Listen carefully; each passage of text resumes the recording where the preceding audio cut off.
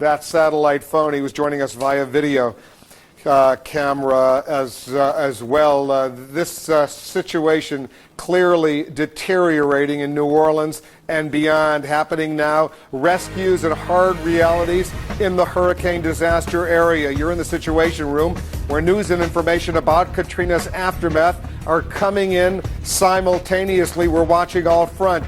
3 p.m. along the ravaged Gulf Coast, Central Time. People's lives are literally dangling. Members of the U.S. Coast Guard still coming to the rescue. How many people will they save? And how many might not make it? We're watching this story. A sunken city, most of New Orleans now underwater. And it likely will be days, maybe weeks, maybe more until the Big Easy dries out. What's being done now to ease the floodwaters? We'll go back there live. And coastal Mississippi also in crisis. Hundreds already may be dead. An untold number of homes and lives shattered. I'm Wolf Blitzer. You're in the Situation Room.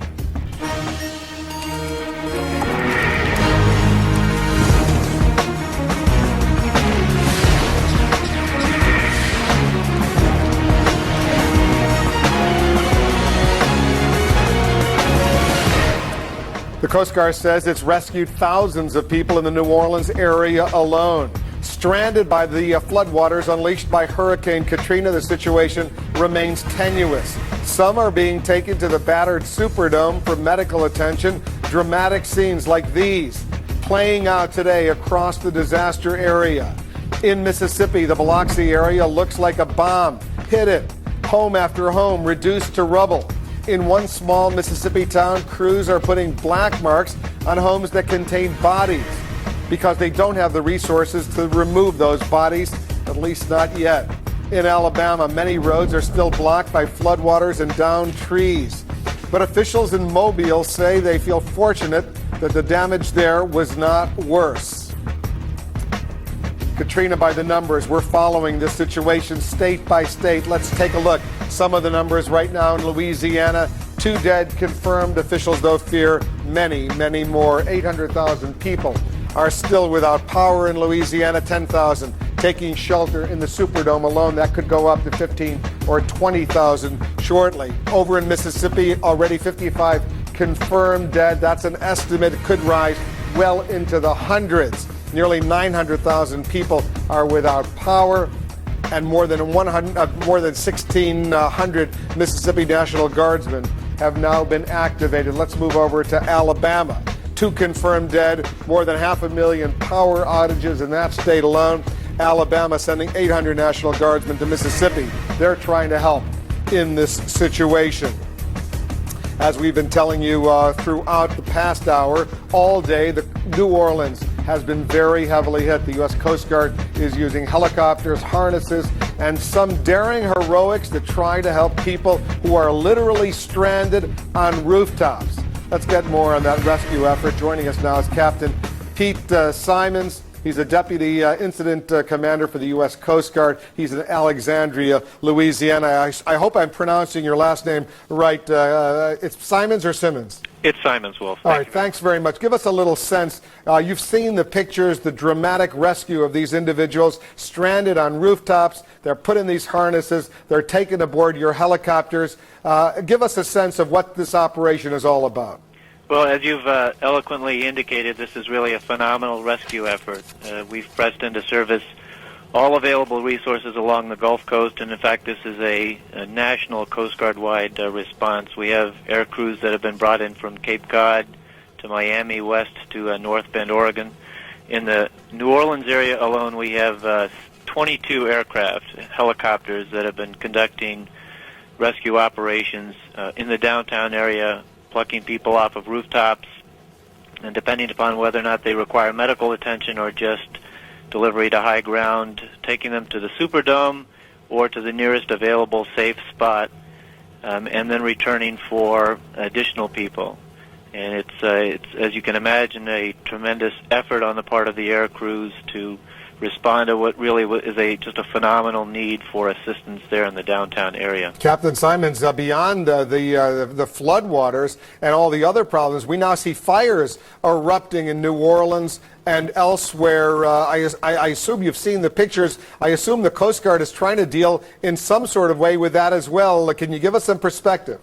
Well, that's correct, but this is, of course, a massive team effort. It involves not only Coast Guard resources, but other federal agencies, FEMA, for example, and then state and local agencies. We're working with the Louisiana National Guard, for example, obviously city officials, local sheriff's departments and fire departments to try to identify what the high priority targets are for action in terms of fire response or emergency medical response, or what we call urban search and rescue. That is, trying to relieve people of really the very difficult conditions they face as a result of this hurricane. When we see those Coast Guard choppers going in, dropping that harness, and lifting these individuals, they're holding on as tightly as they can in those baskets. How dangerous of an operation is this? Well, it looks much more precarious, really, than it is. The first step is generally that we lower a rescue swimmer down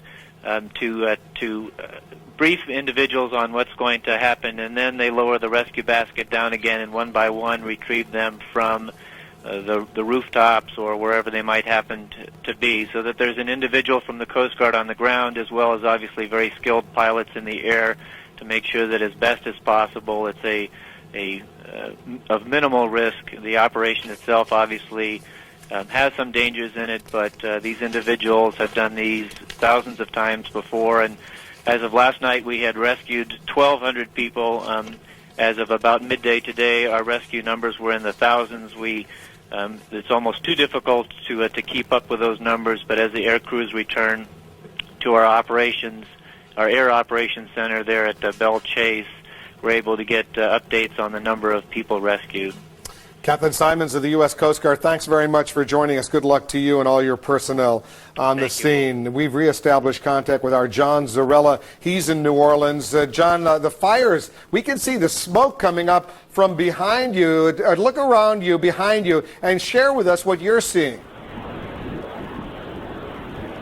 Well, what we were seeing is just a minute ago we saw a helicopter flying overhead. Don't know if it was police, and that helicopter was broadcasting some sort of a message. We have no idea what it is.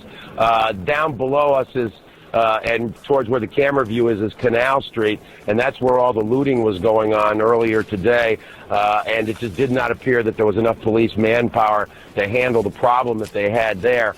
There was an earlier fire in that same direction where our camera is looking, out by the bridge there earlier today, again somewhere along the Mississippi, we believe. That fire's flared up, and then it's calmed down a bit, and then that huge fire that is behind me in the distance, again we believe perhaps some oil or chemical storage facility there on the Mississippi. You know, all around us where you can see, I think, you know, one of the great problems that it's very quiet here in the city right now. It's so quiet. You don't hear much at all. Last night was very different when tourists were out on the street on Canal Street, walking the street. People were milling around. There were police everywhere.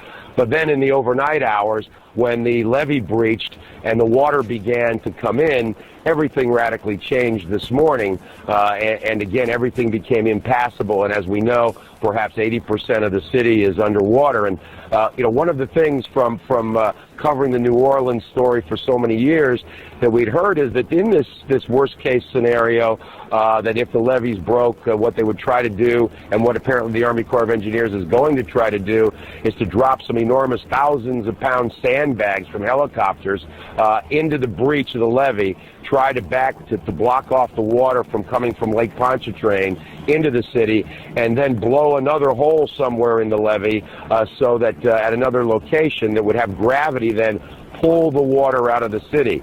And that may be one of the things they're working on doing, a dramatic way to stop the water from coming into the city, because again, Wolf, it is continuing to rise and has been rising now for at least 12 hours that we know. Just a few inches every hour, but a steady creep up up. Again, it's in the lobby now of the hotel, up several inches. Wolf? So presumably, virtually every building in that downtown area where you are near the Superdome and beyond, there's at least water seeping into the ground levels and the basements, if there are any basements, in virtually every building in that area. Oh, absolutely. We could see the water seeping in today. We opened a door. The hotel management opened the door to the basement to show us down there. Water was just pouring in and coming up into the basement from the street level. So clearly in all of these hundreds and thousands of buildings here in the downtown part of the city, they're experiencing that exact same thing. I wish from this roof vantage point we can see quite a bit. And again, it's extremely quiet here. But what we can't see from this vantage point is the Superdome to get an idea of what is going on there. The fire continuing to burn in the distance. Again, we've seen periodically some of those Coast Guard helicopters flying over. I know you were talking to the Coast Guard about the rescue attempts here earlier that are continuing to go on in New Orleans and in other places along the Gulf Coast. And we've seen some building collapses that we did see yesterday. The thing about it, Wolf, was that what was so fascinating was that yesterday you had a different sense of what was going on here because there was no breach in the levee. We were able to drive around. We saw looting yesterday as well, but you could drive around. You saw the infrastructure that had been destroyed, some buildings that were damaged, the power system that was completely down, and water, a lot of water in some places, but nothing compared to the amount of water that is now flooding into to the Big Easy. Wolf? You did a lot of research going into New Orleans, looking at the worst case scenarios, and as bad as this situation is, had that hurricane been a Category 4 and had a direct hit on New Orleans, God only knows how much even worse it would have been. Oh, there's no doubt about it. The nightmare scenario here was somewhat avoided, if you can believe it, because the storm Katrina veered a little bit to the right. The levee system was designed to withstand a Category 3 hurricane. This was a Category 4 hurricane, but on top of that, they have a unique situation in Louisiana where they are literally losing land every year. And this land loss over the past 20 or 25 years, which scientists have been studying, has eroded any kind of a barrier that they once had along the Gulf to these major massive storms. So more recent modeling of what a hurricane would do to this city showed that those the levee system that surrounds the city might not stand up, might be overtopped even by a Category 3 hurricane. Of course, it was designed after Betsy in 1965, which was a Category 3. So clearly, this storm of 4, even though it missed, caused serious problems. Wolf? All right, John, we're going to wrap you, but we're going to get back to you. You've been watching a news conference in Baton Rouge, Louisiana. The governor, Kathleen Blanco, obviously heartbroken as so many millions of people watching what's happening in New Orleans, elsewhere in Alabama and Mississippi are right now. At the beginning of the news conference, we heard the governor utter these words. Let's listen.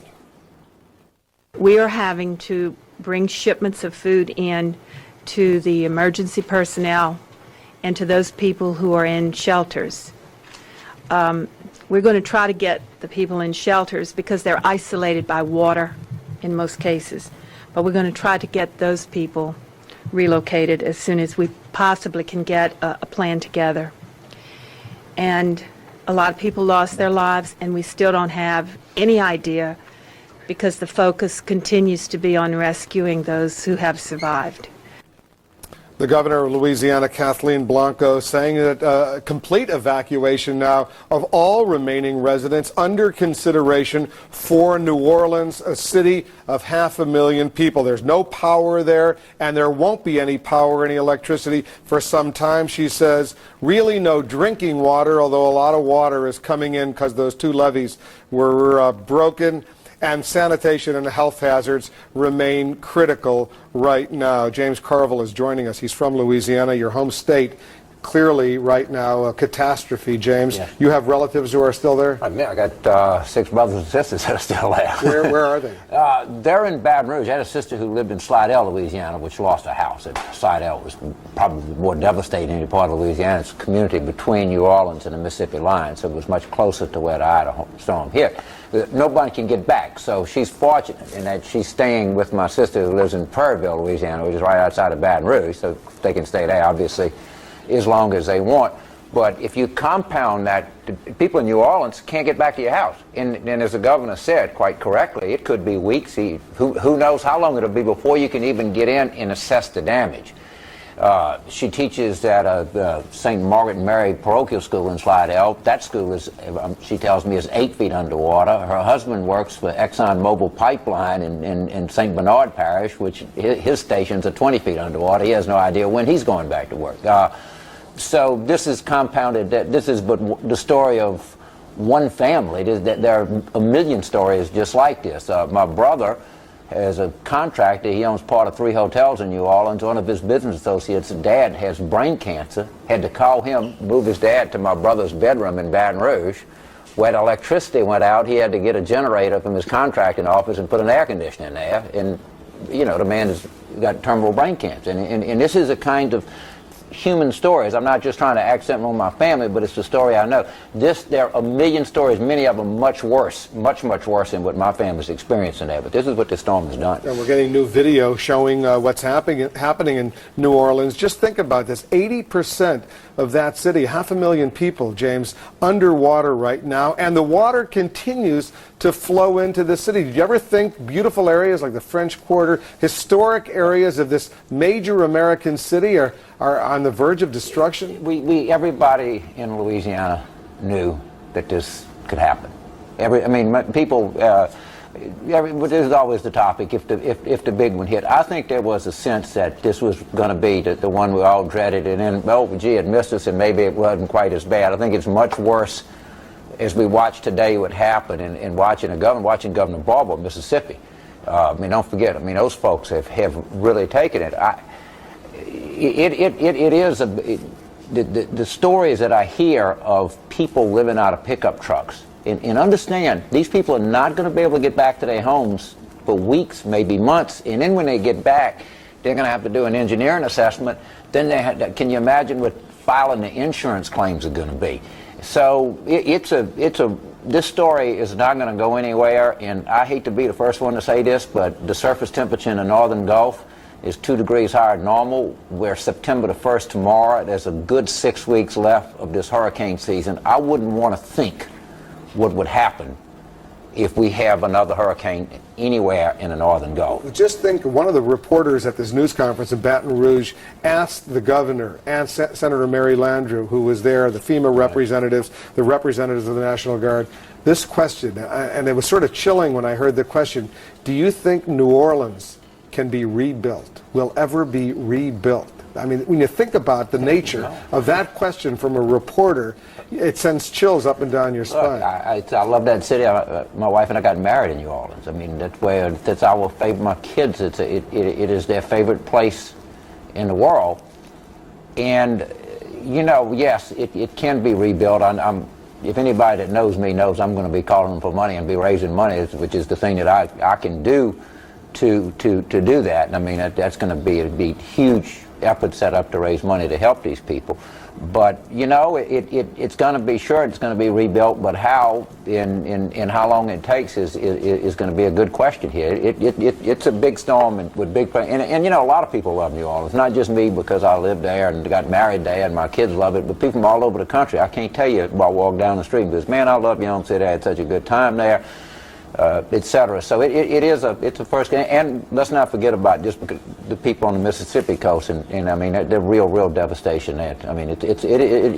It's terrible, and let's just hope that we get through the next 6 weeks of this, or 8 weeks, I guess, technically, of this hurricane season, and not have something else break out in this northern Gulf, because I couldn't even imagine that.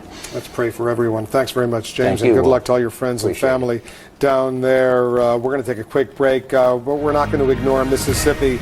Perhaps hundreds of people have already died along the Mississippi Gulf Coast. We're going to go there live. We're also getting in some new exclusive video. One of our photographers went up in a plane, shot video up and down the Gulf Coast. We're going to show you that video. Here's some numbers. You need to know these numbers if you'd like to help. We'll be right back.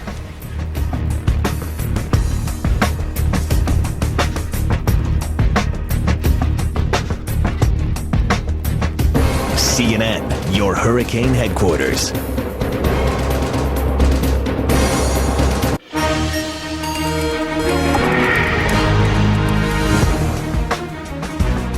Jack Cafferty's been watching all of these dramatic developments with all of us. He's also been monitoring your email. Jack's joining us from New York. Jack? Heartbreaking story, Wolf. It seems kind of callous to discuss gasoline in the wake of everything that's going on in terms of the human suffering down there.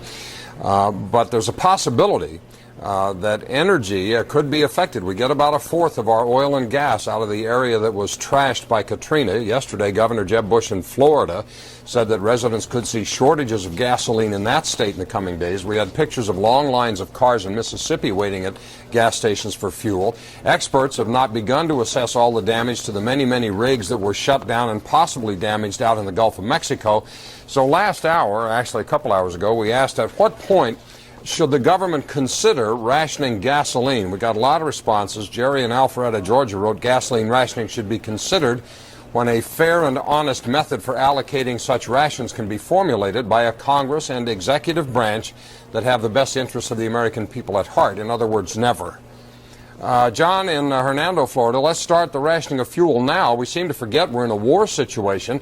Now there's this mess in the Gulf of Mexico. How about getting the big three U.S. automakers to stop with the super huge vehicles and get back to common sense cars?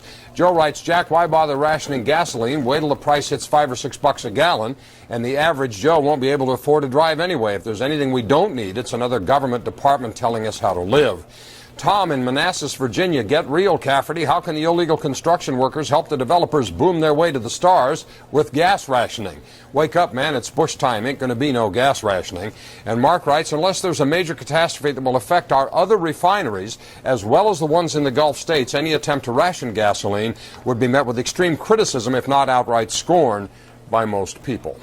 So kind of evenly split on the idea of rationing gasoline, Wolf. All right, Jack, thanks very much. We're going to check back with you in a few moments. It's 5 p.m. here in Washington. You're in the Situation Room, where news and information from the battered Gulf Coast are arriving at one place simultaneously. Happening right now, a desperate and deteriorating situation in New Orleans. Water is rising and time is running out for hurricane survivors trapped by the growing flood. The scope of the devastation is growing by the hour. Among the latest developments we're following right now, a major highway in and out of New Orleans is simply destroyed. And there's grim word from Mississippi, where officials are now predicting the death toll will rise well into the hundreds in that state alone. I'm Wolf Blitzer, and you're in the Situation Room.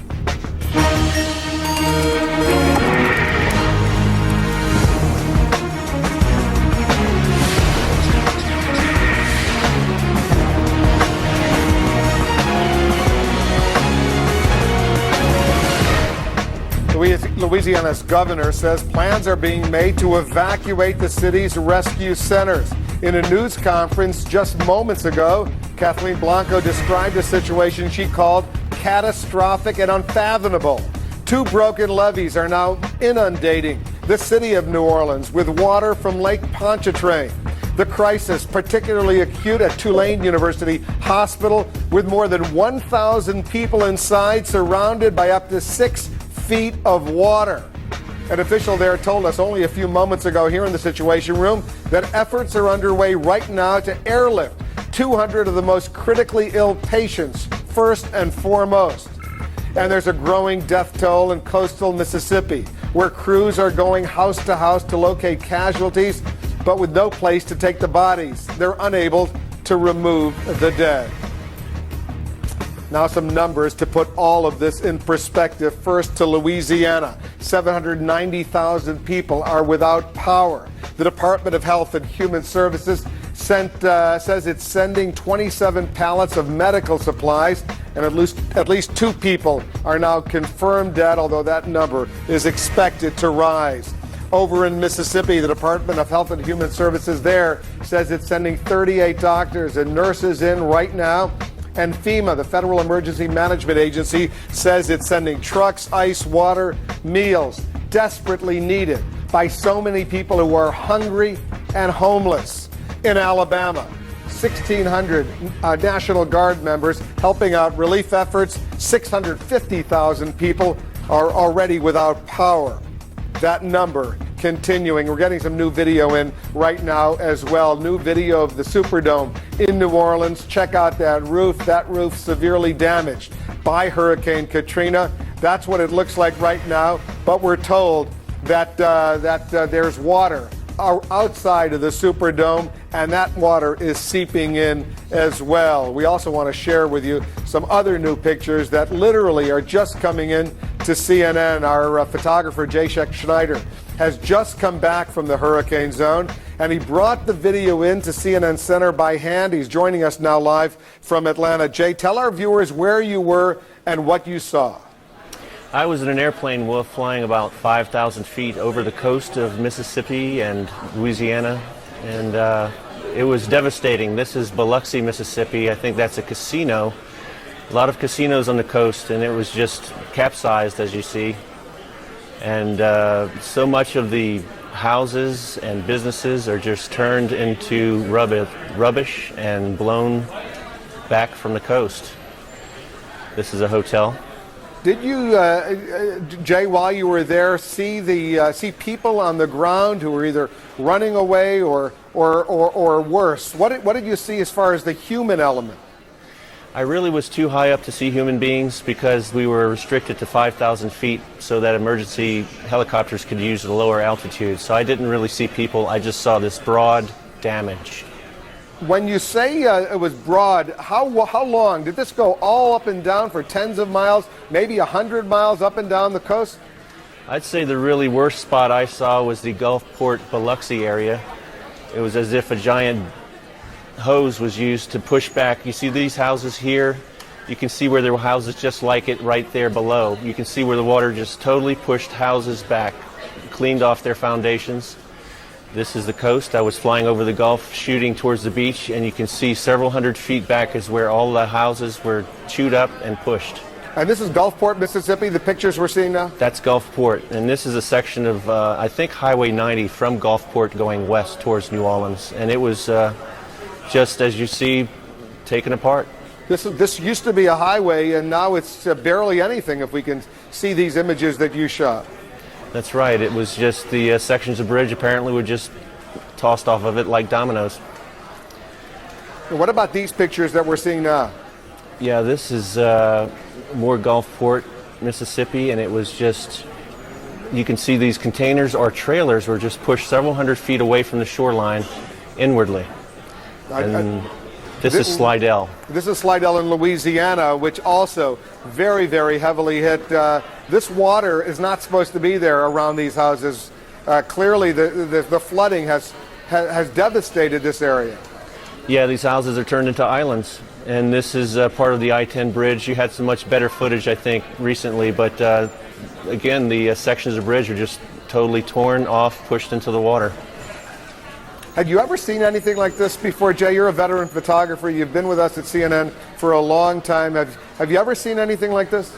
In Homestead, Florida, it was extremely destructive. The wind gusts really just blew the stuffings out of all the buildings in Florida that I saw in Homestead. It was amazing. But the flooding here is obviously devastating. These houses are turned into islands. And it's not just the random tiny little area of flooding. These are huge areas. This is video, obviously, you shot in New Orleans. This is the Superdome. You flew over it as well. But tell our viewers what we're seeing now. Some sections of I-10 highway going through the New Orleans area that are leading into neighborhoods here. The neighborhoods are underwater. This is a view of Lake Pontchartrain and the causeway that goes across it. All these neighborhoods at the bottom of the picture are flooded. And that's clearly underscores why the governor of Louisiana, Kathleen Blanco, just said a few moments ago, and we saw her say it here on CNN, that a serious plan is now underway to evacuate everyone who stayed behind in New Orleans. It's simply too dangerous. There is no food, really. Food problems are serious. Drinkable water is serious. There's no power. There's no electricity. And the situation is, from a health standpoint, clearly about to get worse as this water, much of it dirty water, is seeping in. Jay, we're going to continue to look at your video. Jay Scheck-Schneider, one of our photographers, flew over this devastated areas, and we'll get back with you. Jay, thanks very much. John Zarella, our veteran correspondent who's seen many, many hurricanes over the years, he's joining us now live from New Orleans. Give us a little flavor, John, what you're seeing now, because we're looking at some new pictures that we just got in, but give us, from your vantage point, a little flavor to help our viewers better understand why the governor of this state now thinks it may be necessary to remove everyone. Now with you, I'm losing communications with you, Wolf. Try to repeat that one time. You know, the communication is so spotty here. We're having a terrible time. We have very little way to communicate out. If you can hear me, John, just give our viewers a sense of what you're seeing and hearing. It's back now. Good. Well, what we're seeing, of course, and have been seeing for more than 2 hours behind us there in the distance, is a fire, we believe, along the banks of the Mississippi at perhaps an oil storage facility or chemical storage facility. We don't know for sure what it is, but it has been burning intensely for more than 2 hours now. What's interesting is this being the city of New Orleans, the Big Easy, filled with flavor and music. You hear it all the time. You can't hear anything right now. Everything is still. There are people, very few people now out on the streets. No one walking around the streets because you can't, because it's underwater. Everything around us here in the hotel, and we're on the roof of our hotel on the parking garage level, and everything around us is water, and it's continuing to rise because of those breaches in the levee. Off to my right, and below, where you can't really make out, is Canal Street. And earlier today on Canal Street, there was some looting, significant looting of the stores there. People going into the sporting goods stores, into jewelry stores, grabbing everything they could. Police did come out onto the street and break it up eventually, but not before the damage was done. We did hear a couple of gunshots ring out for, believe it to be the police trying to break up what was going on there, down there on Canal Street. Now, you know, just like Jay Scheck-Schneider has said, what you see here is just this massive, massive flooding. In the terms of total devastation, you know, the Hurricane Andrew scenario was a bit different. They were able to, and I know I've lost my communications with you, so I'll wrap this up and try to reestablish. But, you know, today was a day where things went downhill very dramatically. We had rescues taking place.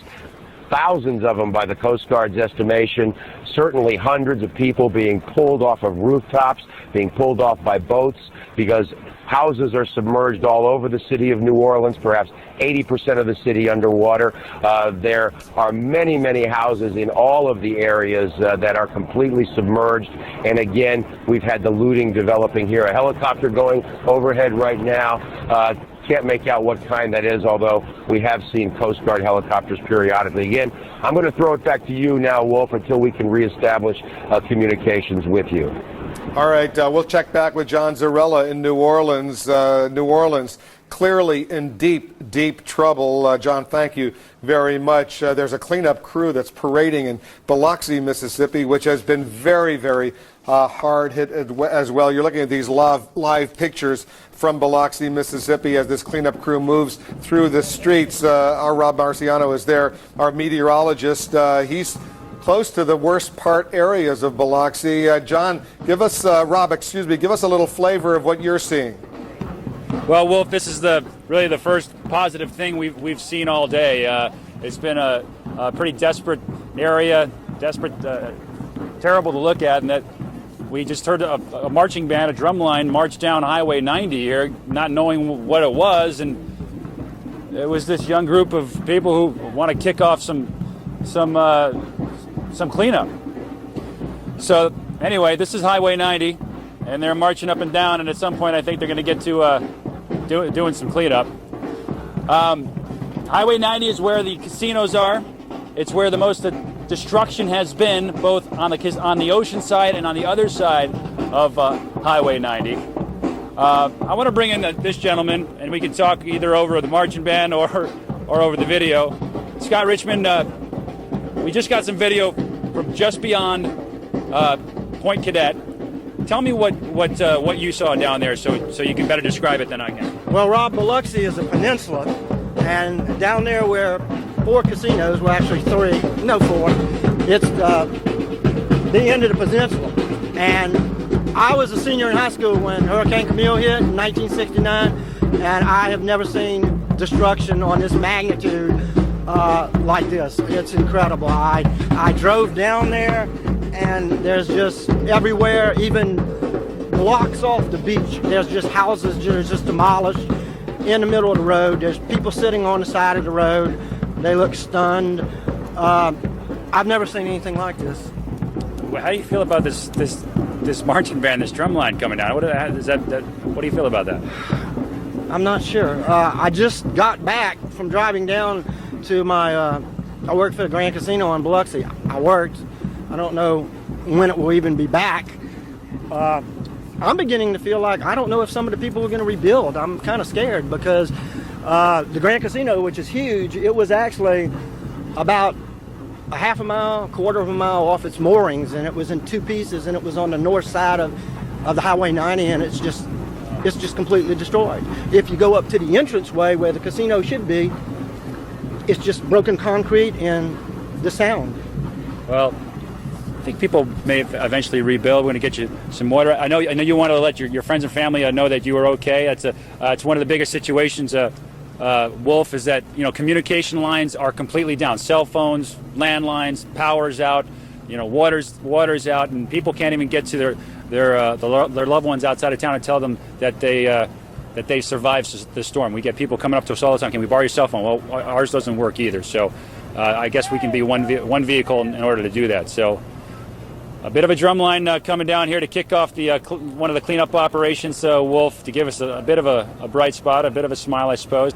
But the more pictures we take, the more adventuring we do, the more devastation we see. So it's tough to put a smile on today, that's for sure. All right, Rob Marciano, we'll check back with you. A heartbreaking story all across the Gulf Coast. Let's get an update now on rescue operations in Louisiana. On the phone is Lieutenant Commander Jeffrey Carter, the U.S. Coast Guard. Commander, thanks very much for joining us. Give us a sense of your operation right now. We're showing our viewers one of your Coast Guard helicopters in operation because there have been some dramatic rescue operations, as you well know. Well, Wolf, I can tell you the Coast Guard crews are working incredibly hard over the last day or so, working 6-hour shifts trying to rescue people who were stranded by Katrina. So far we've rescued or assisted in the rescue of over 1,200 people from rooftops and the like. When do you decide to put somebody in a harness like the images that we've been seeing, and at other times we see them put individuals inside a basket? How do you make that decision? Well, a lot of times it's depending on the individual that we're rescuing. Can that individual safely sit in that basket, or do they need some reassurance and some assistance? And this operation of yours is going to continue, although I assume it stops when it gets dark. Is that right, Commander? Well, we do rescues 24 hours a day if we can, and so long as the conditions permit it, our crews will be out there trying to do the rescues. Well, good luck, Jeffrey Carter, U.S. Coast Guard. Thanks very much for joining us. I want to go back to New Orleans right now, specifically to our Jean Meserve, who's joining us on the phone. Jean, where are you? I'm back in the hotel, but I ventured down to the French Quarter since you had asked me what the situation was down there. Bourbon Street is largely dry. You do see some water on some of the side streets, but it is nothing like the rest of the town. There are people strolling down there in shorts and T-shirts. I even saw one woman with a drink in hand. They are desperate for information. Most of them have absolutely no idea what's going on in the rest of the city. They do not understand that they are leading a comfortable life as compared to anybody else who is still alive in the city of New Orleans. And they're all very anxious just to get their bearings and find out what's happening and when's the airport going to be open and where are the roads that are open and how can we leave. It's question after question after question. The water is rising in the city. We crossed over Canal Street this morning. It was dry. Now it's mid-calf at least. This is the place where a lot of the looting was going on. Police have come in large numbers. Some of them are patrolling on backhoes. That's what can get around the city in this water. We watched one confrontation. We watched a couple of young men trying to break in the window of a delicatessen, and the police came around the corner in their backhoe and eventually knocked the guy off his feet. And he eventually got up and did appear to leave the neighborhood. But the police are taking very strong action here. From what I've seen, that is exactly what the situation requires. Wolf? Gene, what about the water? It's not just pure, clean lake water. It's pretty disgusting, I've been told, but maybe you could describe it to us, a combination of what, oil and dirt and sanitation. What is the water like? I don't know if you've ever been in a port city at dead low tide, but if you have, you know what the water looks like. It's gummy. It's so full of junk.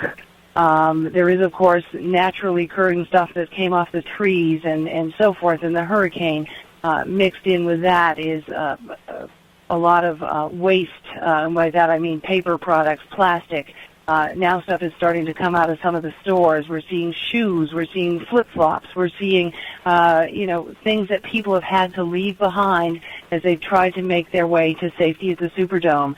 Trash bags just abandoned, and then everything comes out of them. And so you have clothing, you have baby toys, you have all kinds of things floating in this disgusting, murky, brown water. It is beyond belief. I saw one thing today that I stopped and had our cameraman take a shot because I found it sort of capsulized what's going on here. And it was a couple of strands of Mardi Gras beads buried under about 6 inches of this absolutely filthy, horrendous water. And it's only going to get worse. I mean, it hasn't started smelling yet. It's going to start smelling. I'm sure already it's a tremendous health hazard. As I say, the worst is yet to come. All right, Gene, please be careful over there. We're checked back with you. Gene Meserve doing an outstanding job together with all of our reporters and producers and camera crews on the scene under awful, awful circumstances. Let's check back with Jack Cafferty in New York. Jack, it's, what can I say? It's a horrible situation. Did you ever think in our lifetime a major American city like New Orleans, population 500,000, could be in a disaster situation like this? No, you don't think of it, but then if you look back at the history, Wolf, I guess in a way they sort of were living on borrowed time. 1965 was the last big hurricane. The Army Corps of Engineers went in and built those levees to withstand a Category 3 storm. Apparently that was all the technology and or the budget would allow at the time. And Category 3 is not as strong as it gets. And one day, 2 days ago, the unthinkable happened, and you know, like I said, they've been living on borrowed time. You have to wonder, watching these pictures and listening to these accounts, if we'll ever see the city of New Orleans as we all remember the Big Easy. Now, where's President Bush? Is he still on vacation? He's cut short his vacation. He's coming back to Washington tomorrow. Oh, that'd be a good idea. He was out in San Diego, I think, at a naval air station giving a speech on Japan and the war in Iraq today. Based on his approval rating in the latest polls, my guess is getting back to work might not be a terrible idea. That's not the question of this hour, however. Before Hurricane Katrina made landfall, the mayor of New Orleans ordered a mandatory evacuation of the city, told 1.3 million people to get out of town. But a lot of people either ignored the order or were unable to evacuate. And now a lot of them are trapped in their flooded homes, or worse. The fear is a lot of them are dead. The thousands who wound up spending the night in the Superdome had an uncomfortable stay. They lost the air conditioning, they lost part of the roof, but they're alive today. The question is this: when the government orders mandatory evacuations, what should be done about people who either can't or won't leave? Cafferty file, one word, CNN.com. We'll read some of your letters in a half hour. So. All right, Jack. Thanks very much. Jack Cafferty joining us from New York. Perhaps the best way to understand the devastation is through the eyes of those who lived through it. Coming up, our Brian Todd has some amazing survivor stories. He's standing by to join us live. Also, a heartbreaking tale of a man and a wife literally separated by this storm. And you've been sending us your pictures, how it looks in your area. When we come back, we'll show you some of them as well. Much more coverage, the aftermath of Hurricane Katrina, here in the Situation Room, right after this. Wednesdays. Who can you trust? Lou Dobbs tonight. CNN Tonight, 6 Eastern. CNN, your hurricane headquarters.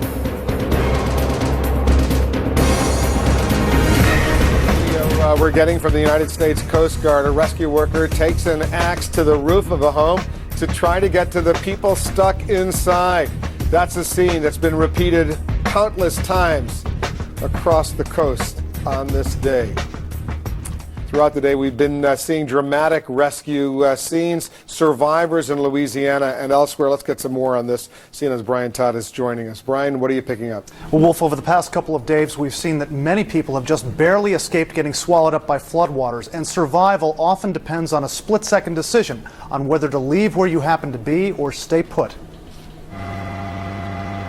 Pulled off the roof just in time. Okay, here, we've got a rescue in progress. The United States Coast Guard just pulled this man off the roof and now hoisting him up to the Sikorsky Coast Guard helicopter. But in a city submerged, maybe 80% of New Orleans underwater, says the mayor, many others have to wait on rooftops. Some choose not to, wading through chest-deep water, clinging to what few belongings they can carry. These people searching for anything above water to grab onto. Others seem willing to trudge through the endless rivers that used to be streets. But for some, waiting for rescue is the only choice. Oh! Are you okay? Are you okay? It's okay. You okay? You're gonna go. You're gonna go. All right, let's pick her up. Okay, hold on. You okay? We're gonna get you up. Which way? That way. Okay.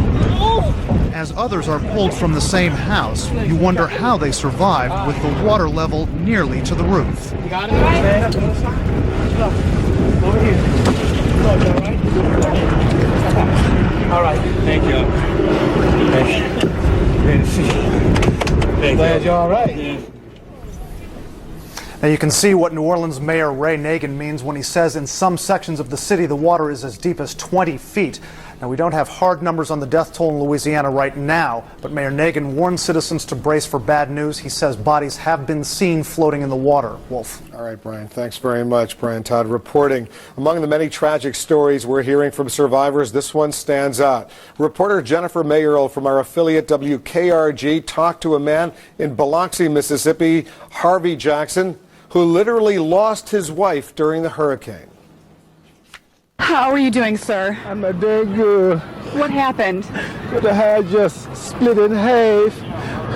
Your house split in half? Right here on Hollingham, Bayview.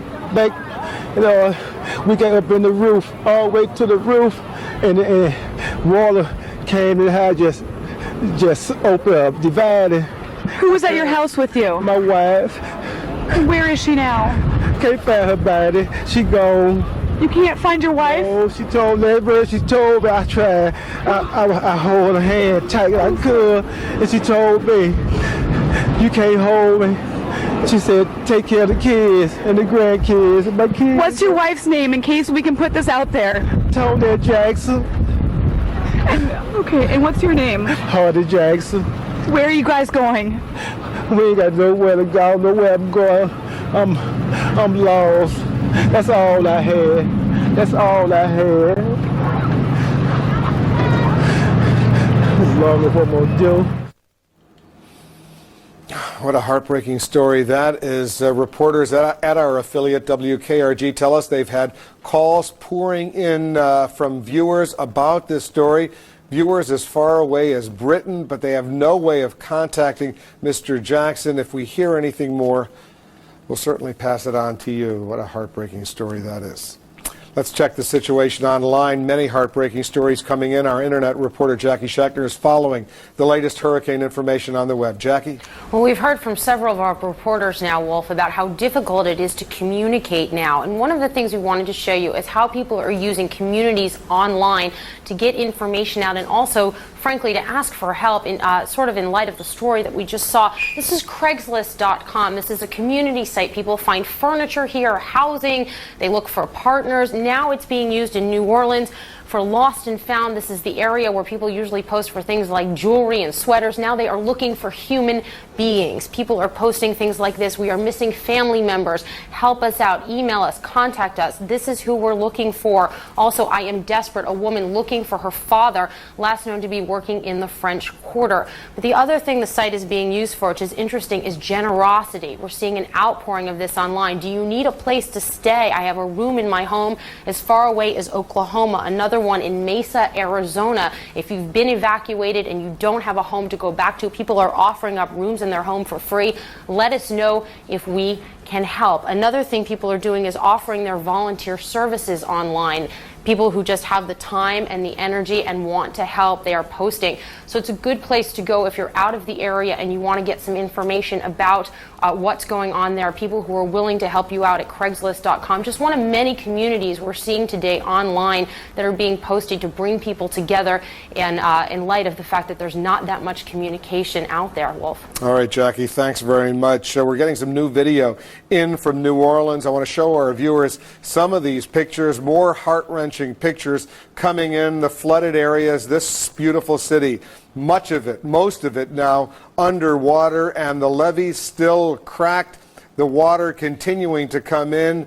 They're going to try tomorrow, the Corps of Engineers, to do something about this, but so far nothing can be done. We're going to continue to watch this. In neighboring Alabama, the Governor Riley, has been touring the area. This is new video we're just getting in from Alabama as well, on a tour that the governor took. He was in this plane inspecting the area himself. Alabama, also very hard hit. 3 states, Alabama, Mississippi, and Louisiana, suffering tremendously from Hurricane Katrina. Thousands of National Guard troops dispatched to the hurricane zone. We'll go live to the Pentagon for the latest on their mission. Are there enough U.S. troops on hand to deal with this crisis? Also, our viewers doing double duty as citizen journalists. We'll show you some of the amazing images they're sending in here into the Situation Room.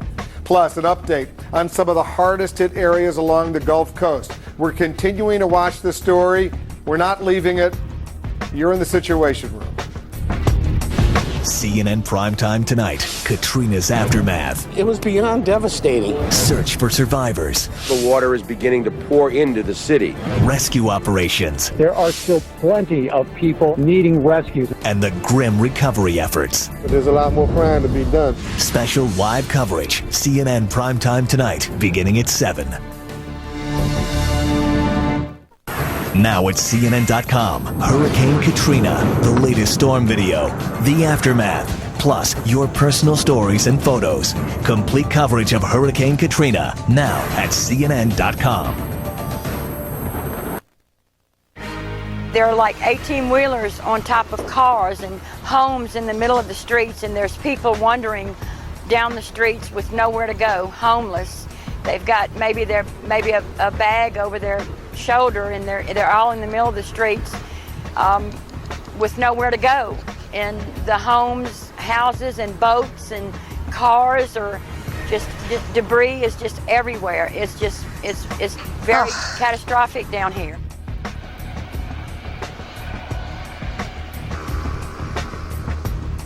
It's no exaggeration to say that millions of people are feeling the impact of Hurricane Katrina. Here's just some of the aftermath. New Orleans, below sea level, and now largely underwater. A levee break overnight finished what Hurricane Katrina started, flooding about 80% of the city under as much as 20 feet of water. People trapped in their homes scrambled to attics and roofs, where some may still be waiting for help. Thank you. In a nearby bayou, evidence of Katrina's strength. Boats tossed ashore, now stranded hundreds of yards from the sea. Louisiana's governor calls the devastation, quote, greater than our worst fears. Biloxi, Mississippi, crushed by Katrina's 25-foot storm surge. The streets, in many places, filled with debris. The flooding at one point stretching 6 miles inland. There's heavy damage to some of the city's popular casinos, a major source of revenue and jobs. And the storm's effects linger across Mississippi. 80% of the state is without power. Mobile, Alabama. battered, bruised, and waterlogged, but spared the kind of wholesale destruction seen in neighboring Mississippi.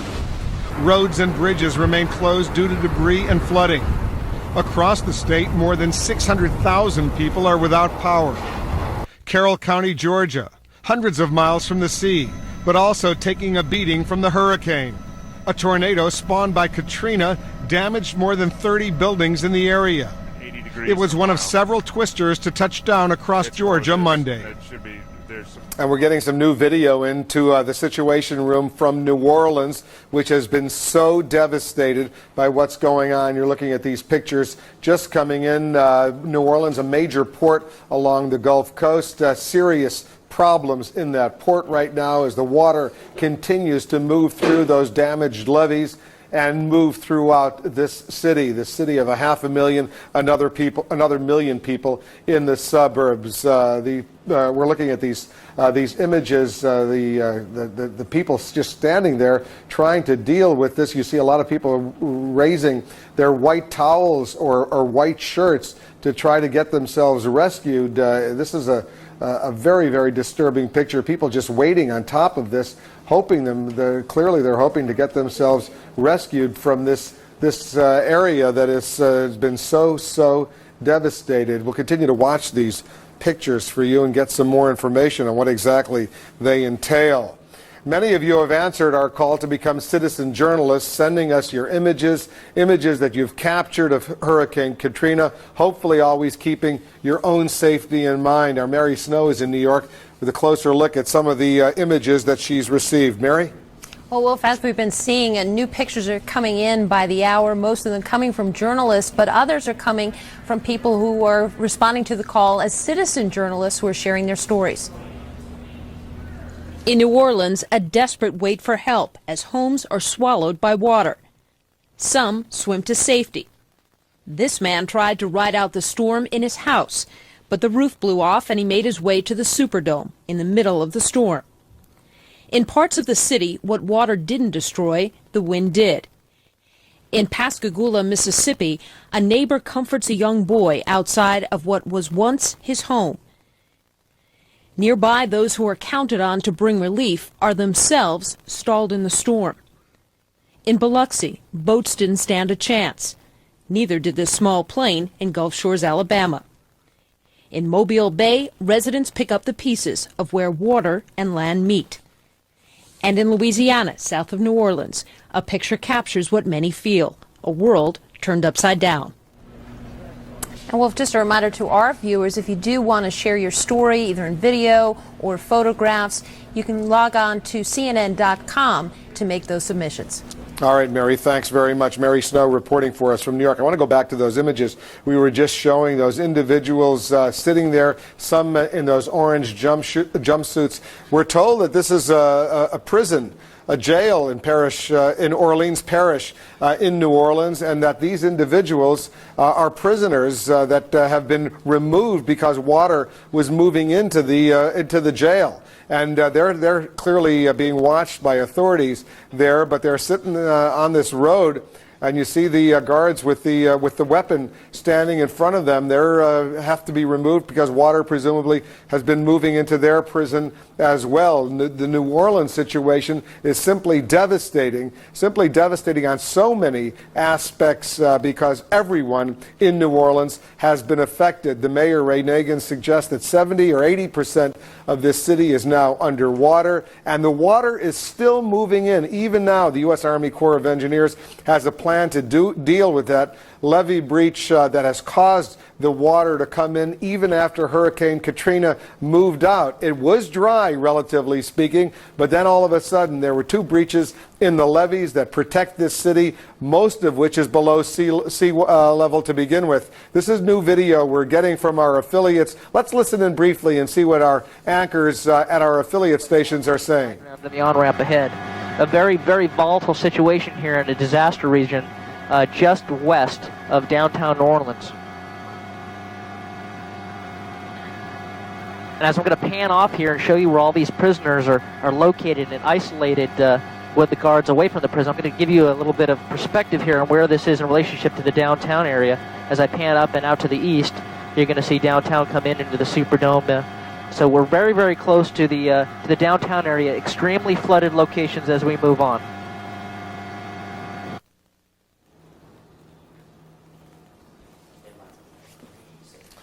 And so there we had it, the local affiliate reporter flying overhead in a helicopter and showed his viewers as well what was going on in the downtown area of New Orleans, where some prisoners have been moved into that area as well. And these are other pictures that we're getting in from our affiliates showing the degree of this flooding that has taken hold of this city. This is yet another rescue operation unfolding. Our affiliate KRIV, another Coast Guard basket, in effect, going down. Some individual stranded atop a roof, and the Coast Guard bringing that individual into this Coast Guard helicopter. This is a dangerous operation. These individuals have to hold on very tightly as that basket is literally brought into that helicopter as it hovers over the area. This has been going on and on and on. More than 1,000 individuals, we're told by the Coast Guard, have now been rescued in this way, and they say it's going to continue, perhaps even after it gets dark in New Orleans, because so many people are simply stranded. They have no place to go. They've managed to crawl up onto higher ground. Very often that would be a roof of a building, a roof of their home, but the water continues to go up and up and up, and they need some opportunity to get away. This is the tape, the videotape that we showed you just a little while ago. These were prisoners that have had to be relocated because the prison in which they were serving their time simply got full of water.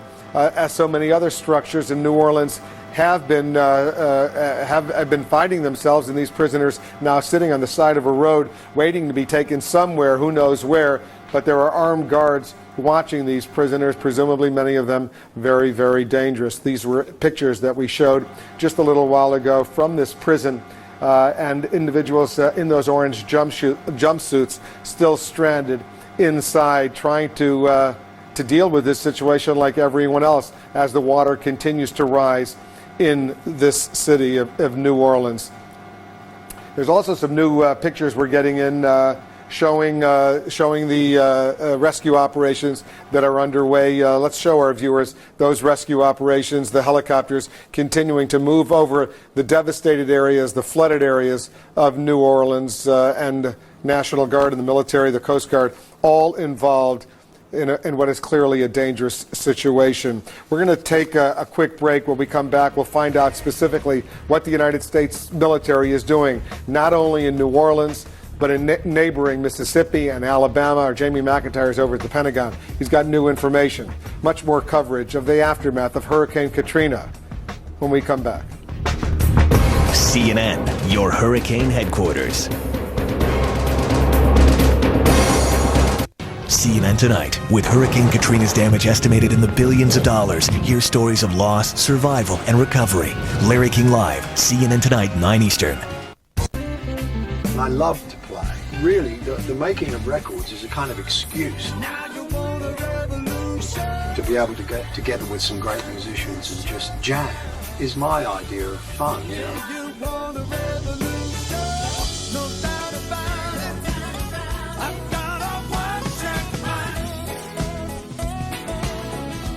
Back Home, the new album from Eric Clapton featuring Revolution and One Track Mind in stores now. Bringing you the world for 25 years. This is CNN.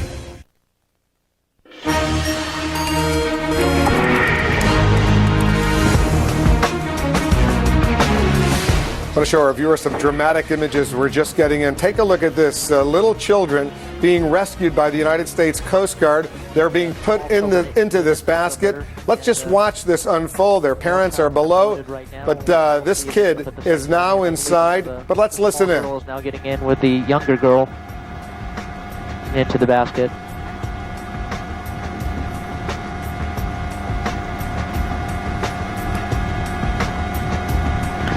These scenes are being duplicated over and over again all day long within this area.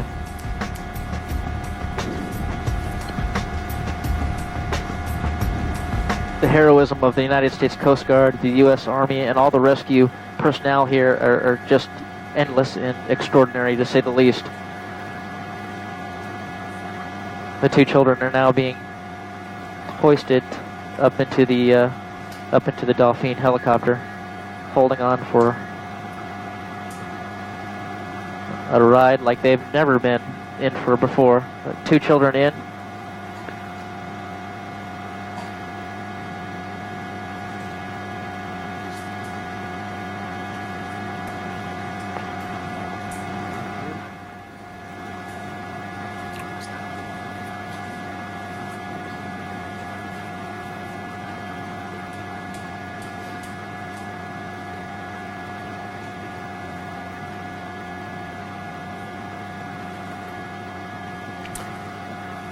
That earlier scene we saw, those three little kids, they managed to get safely inside that helicopter. They were spinning like they were. We saw that Coast Guard rescue, that rescue personnel officer inside that helicopter stopped the spinning and brought those three little kids inside. Now we're seeing a similar operation underway right now. This is going on and on as they're now bringing these children from stranded with their parents on these rooftops, bringing them into the helicopters to try to save their lives. What a harrowing ride that was. While U.S. forces may be stretched thin by deployments overseas, more than 7,000 National Guard troops have been called to active duty in the states hit hardest by the hurricane. 100,000 more are on standby right now. Let's go live to our senior Pentagon correspondent, Jamie McIntyre. Jamie, what are you hearing at the Pentagon? Well, Wolf, at this hour, a U.S. Air Force giant C-5 Galaxy cargo plane is being loaded with 4 urban rescue teams, including swift boats that can navigate the water, just part of now what is 10,000 troops that have been called to active duty,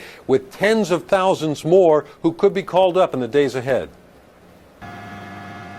The Pentagon insists there are sufficient troops still at home to fulfill the National Guard's traditional role of disaster rescue and relief, despite the fact 75,000 National Guard troops are deployed to 40 countries and make up half the U.S. force in Iraq. Made a commitment to the governors that we would have forces available for the federal duty, the away game, if you would, and the home game here in the continental United States. And no state across the country, none of the districts and the territories are below 50%. Of the hardest hit states, Mississippi has 60% of its Guard troops, Louisiana 65%, Alabama 77%, and Florida 74%. A total of more than 31,000 troops available for call-up. So far, more than 10,000 Guard members have been activated. Many were already on duty before the storm hit, including 200 troops who provided security at the Louisiana Superdome. In the 17 states in or near the storm path, there are nearly 124,000 more troops who could be called to active duty. Right now, job one for the U.S. Army Corps of Engineers is to plug the gap in that levee. They're planning to drop giant 3,000-pound sandbags into the 17th Street Canal flood wall that's been breached. If they can plug that, then they'll try to create a hole farther downstream to get the water to stop flowing from Lake Pontchartrain and then be pumped back out through the canal. That's a big job, but they've got to get those levees under control in order to start getting the water down in New Orleans. All right, Jamie, thanks very much. Jamie's monitoring the situation at the Pentagon. We're also getting these pictures just in from New Orleans, new images. There's been, as you know, if you've been watching the Situation Room for the past few hours, there have been numerous fires that have erupted in and around New Orleans. We've been watching those fires.